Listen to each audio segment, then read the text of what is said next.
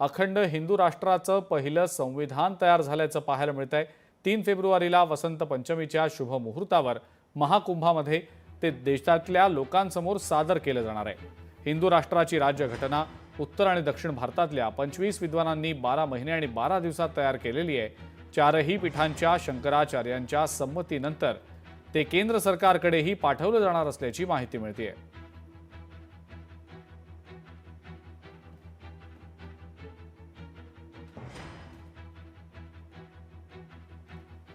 2035 पर्यंत भारताला हिंदू राष्ट्र घोषित करण्याचं लक्ष्य या हिंदू संविधानामध्ये आहे।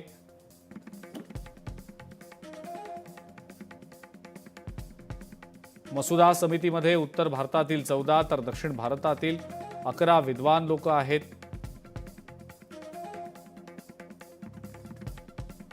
हिंदू राष्ट्रातल्या प्रत्येक नागरिकासाठी लष्करी शिक्षण हे अनिवार्य असणार आहे। हे संविधान देशामध्ये राहणाऱ्या इतर धर्मांच्या विरोधात नाही।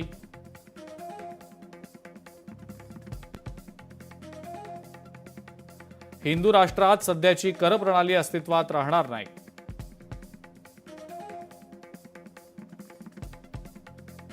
शेती पूर्णपणे करमुक्त असेल तर कर चुकवेगिरीसाठी कठोर शिक्षा केली जाईल।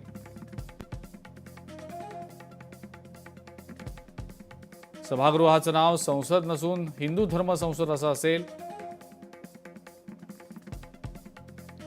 प्रत्येक संसदीय मतदारसंघातनं एक धार्मिक खासदार असेल।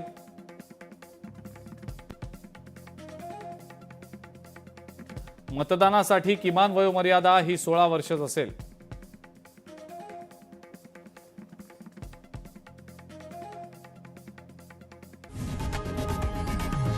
लोकशाही मराठी ऐका, पहा, जागरूक रहा।